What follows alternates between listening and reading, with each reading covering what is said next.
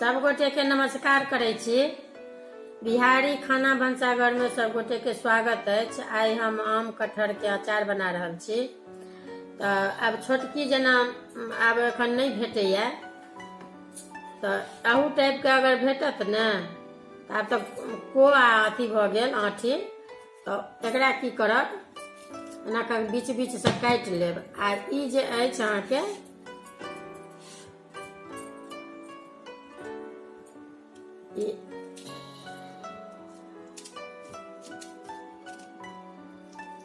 पेटी एना का सबटा एना का काट काट ले।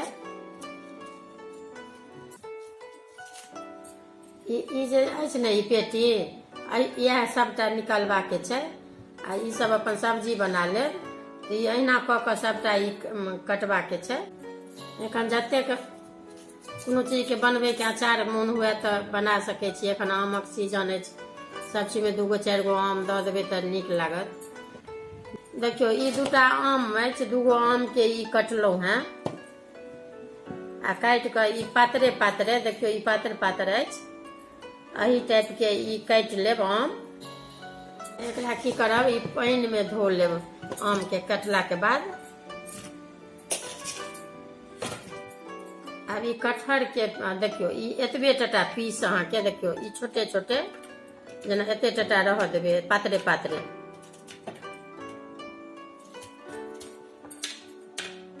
अगर बीच में नमहर बुझात एना के बीच में काट देबे आ काट कर छोटे छोटे पीस, जे धिया पुता अपन 1 2 गो लेलक अपन खेलक या अपनो खाओ।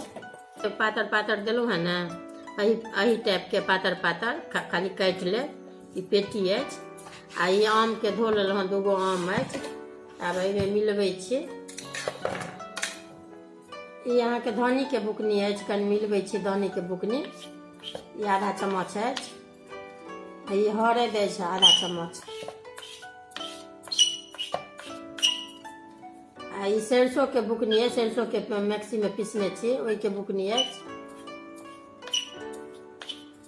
आ ई अछि अहाँ के जीरा मेथी मंगरेल जमाइन के बुकनी, ओकरा भूज के पीस देने छियै मिक्सी में, 1 चम्मच से दऽ रहल छियै। आ ई मिरचाई के बुकनी है 1 चम्मच।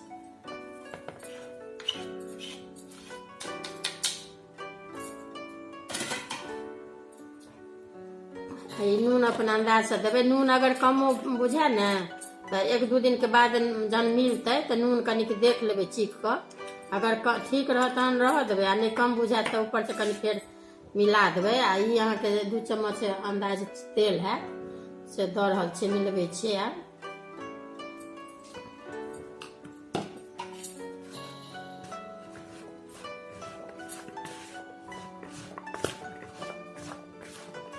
ई तो आम अहाँ के की करब, अथी जेना कि आब ई मिला के रौद में धऽ देबै। ई 2 दिन 4 दिन रौद लागत ने, एहिमे जखन बनाबी तहन ई प्लास्टिक के गमला में सुखाय ला देबै। नहीं तो स्टील वाला में होइ छै कि जे खा ले छै नून, छेदा जकाँ भऽ जायत। तो एही में तो ई अहाँ के देखियो सबटा मिल गेल। आब ई 2 4 दिन कनी रौद लगते ने, तहन ई नून के पानि आ तेल सबटा छूटत। तब एकरा 2 दिन 4 दिन अही गमले में रहतै। आ जब सुखा जाए तहन अपन जेमे डिब्बा में राखे के हुए तो राख लेब। आब ई बन के तैयार है। देखियो जगह आम कटहर के देखलहुँ कहलहुँ हैं, बना के देखेलहुँ हैं सबटा। तो देखियो ये आम गल गेल, मिल गेल पातरे पातरे चलत। अब ई पीस खाली कटहर के बुझाइया। तो अब ई बुझियो जे तैयार भ गेल। ई 1 सप्ताह भेला, 1 सप्ताह में अहाँ के तो खाय वाला से भ गेल। अपन ओना तो अपन बनायब तुरते तुरते खा लेब तो तैयो नीक लागत, लेकिन 1 सप्ताह छोड़ देबै तो रंगो अहाँ के देखियो कते नीक लागत। आ राखे वाला अपन ई साल भर अहाँ राख सके छी, जते ओते बनायब तो ई बन के अहाँ के तैयार है आम कटहर के अचार। अगर वीडियो नीक लागत तो लाइक करब।